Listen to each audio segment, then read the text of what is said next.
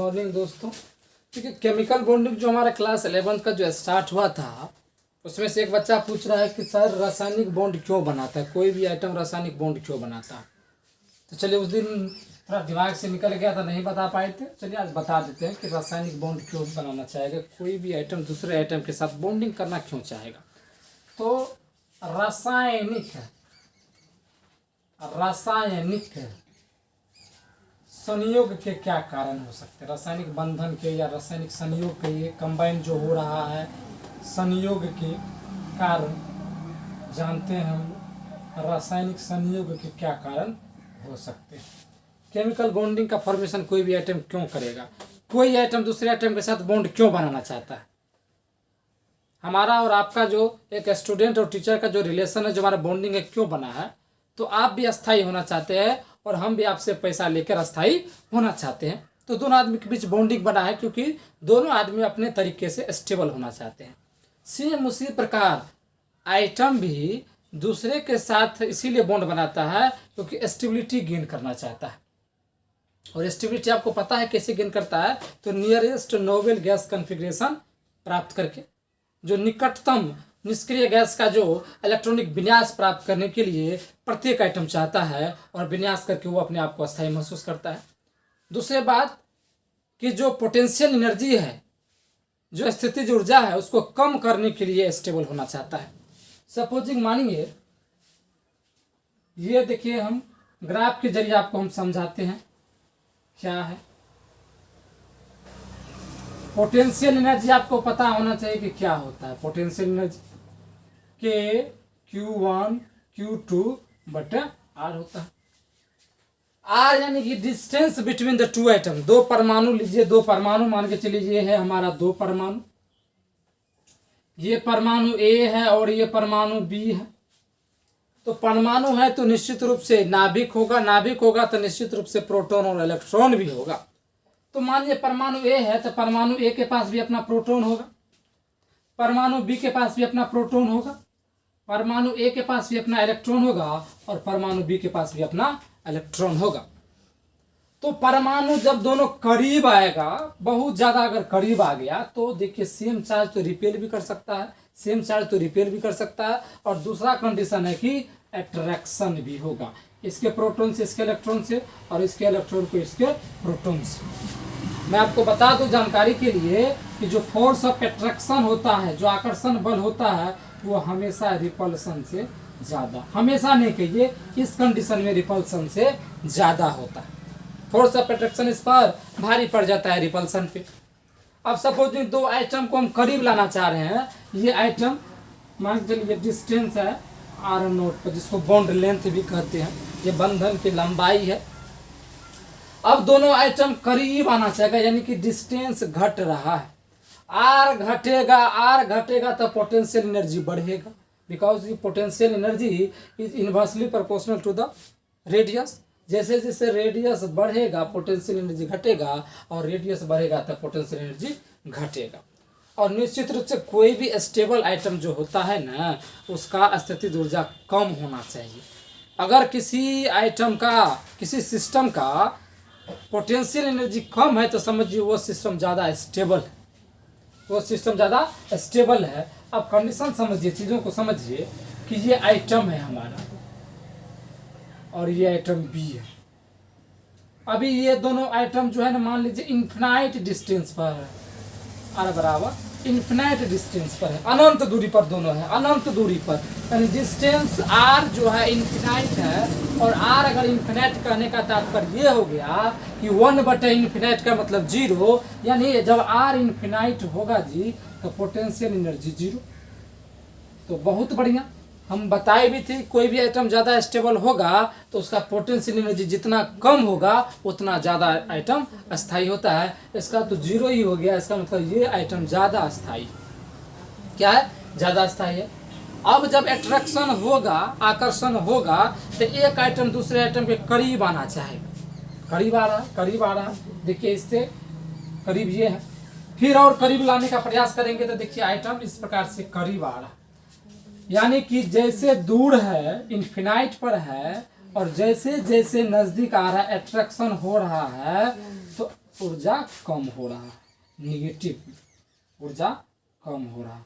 देखिए ऊर्जा कम हो रहा है, कम हो रहा है, कम हो रहा है, कम हो रहा है, ऊर्जा कम हो रहा है, क्योंकि आइटम एक दूसरे के करीब आ रहा है, यानी कि अट्रैक्शन बढ़ रहा है।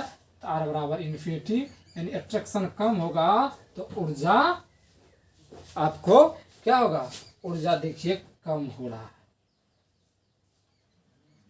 एनर्जी घट रहा है, एनर्जी घट रहा है। अब एक समय ऐसा आएगा कि दोनों आइटम क्या करेगा, एक दूसरे के करीब आ जाएगा।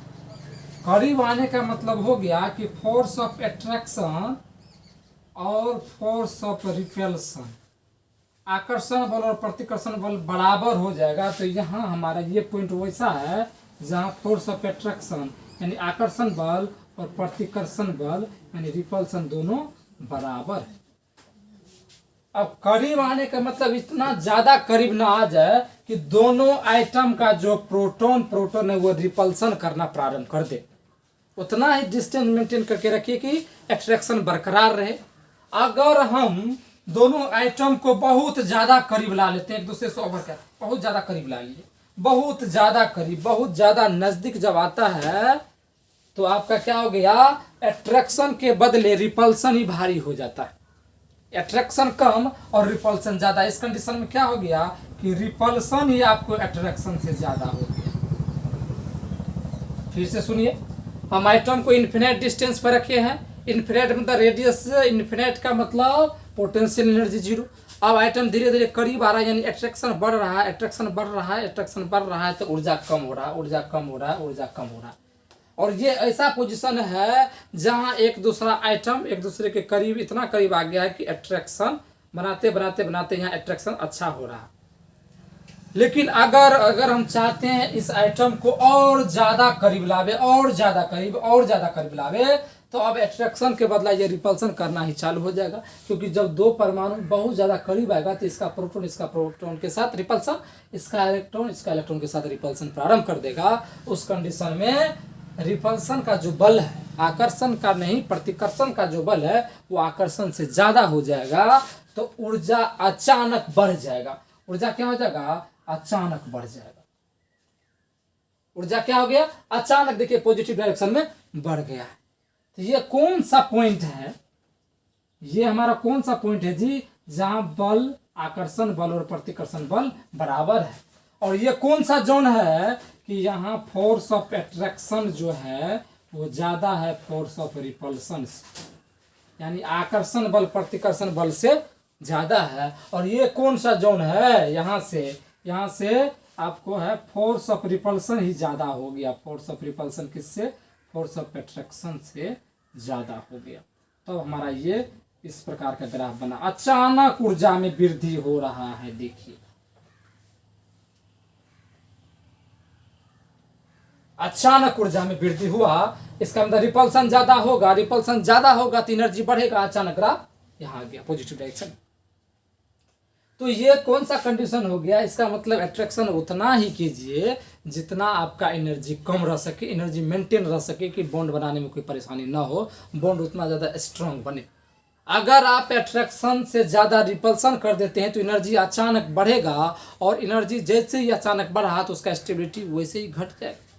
क्योंकि स्टेबिलिटी का फंडा ही है कि एनर्जी को कम खींचिए। पोटेंशियल एनर्जी जितना ज़्यादा कम उतना ज़्यादा स्टेबल कंपाउंड होगा। इसका मतलब कोई भी आइटम दूसरे आइटम के साथ क्यों बॉन्ड बनाना चाहता है, तो पहला बात है कि ऊर्जा को कम करने के लिए।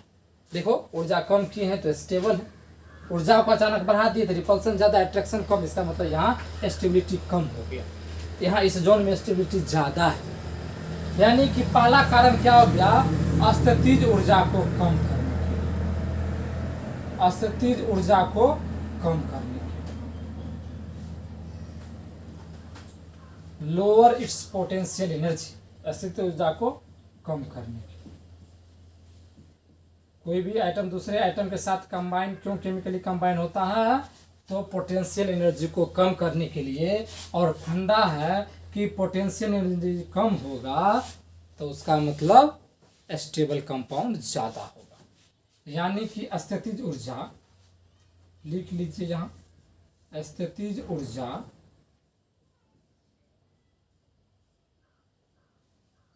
अगर कम होता है, स्थितिज ऊर्जा कम होगा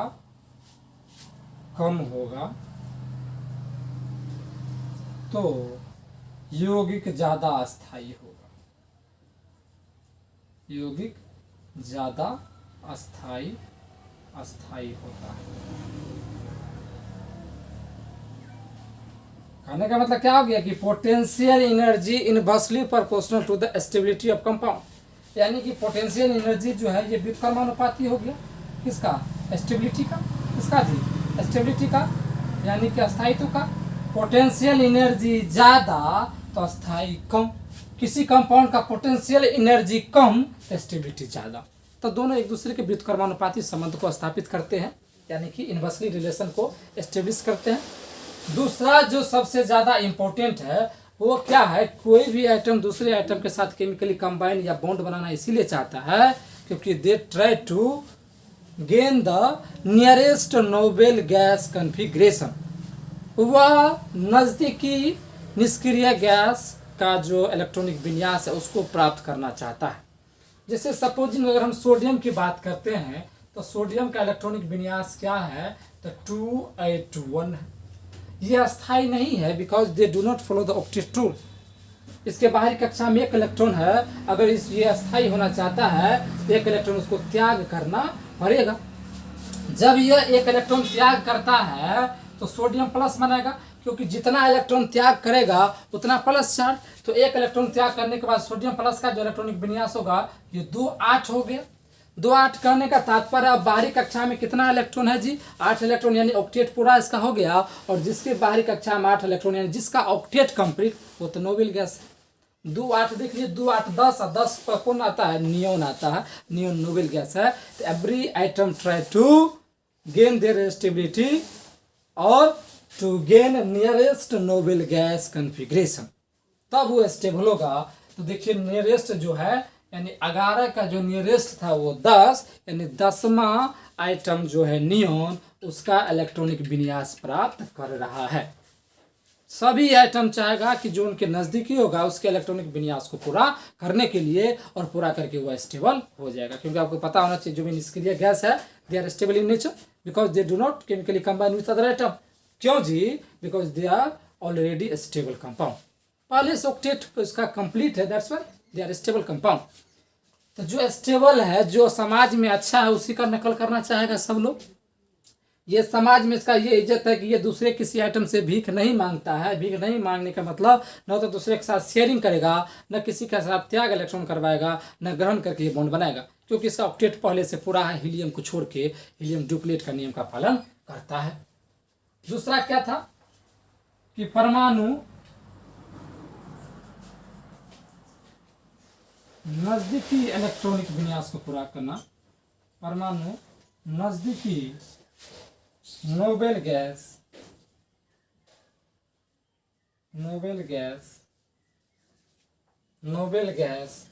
के इलेक्ट्रॉनिक विन्यास को पूरा करना चाहता है।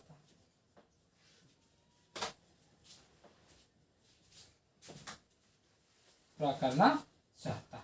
अब जैसे नोबेल गैस का पूरा कर लिया, नियरेस्ट नोबेल गैस कॉन्फ़िगरेशन जैसे पूरा कर लिया तो वो स्टेबल हो गया, ऑलरेडी स्टेबल कंपाउंड हो गया। तो ये दो चीज़ें ऐसी हैं जिससे कोई भी आइटम के दूसरे आइटम के साथ केमिकली कंबाइन होना चाहता है। पहला क्या है, पोटेंशियल एनर्जी को कम करने के लिए। दूसरा क्या है, अगर स्टेबल आप देखना चाहते हैं किसी कंपाउंड को तो उसका पोटेंशियल एनर्जी कम कर दीजिए। ये मूल मंत्र है। यही हमारा जो है पॉइंट है कि स्टेबिलिटी चाहते हैं तो पोटेंशियल एनर्जी को कम कीजिए, अगर पोटेंशियल एनर्जी ज़्यादा करते हैं तो स्टेबिलिटी कम हो जाए। They are inversely relation of each other. और दूसरा चीज़ है कि परमाणु नज़दीकी नोबेल गैस के इलेक्ट्रॉनिक विन्यास को पूरा करना चाहता है। They try to gain nearest noble gas configuration, वो करना चाहेगा। तो यही हमारा था कि why item try to chemically combined with other item. So there are two reasons: to lower its potential energy और to gain nearest noble gas configuration. तो इन तमाम चीज़ों को हम लोग पढ़ेंगे लेकिन जो ये हमारा एक लड़का पूछा था तो उसका यही आंसर है आपका। फिर हम पढ़ेंगे अब नेक्स्ट टॉपिक की तरफ। जो हम पढ़े थे आयनिक बंधन पढ़ रहे थे पिछले लेक्चर में, अब आयनिक बंधन के गुण के बारे में देखेंगे। क्या उनका बॉइलिंग पॉइंट है, क्या मेल्टिंग पॉइंट है, हार्ड है, सॉफ्ट है, उन सारे गुण के बारे में पढ़ेंगे। लेकिन फिलहाल इन चीज़ों को उतारिए और ये समझिए कि बहुत वीवीआई है, कोई भी आइटम दूसरे के साथ कंबाइन करेगा तो ये फंडा लेकर आता है आइटम। चलिए उतारिए।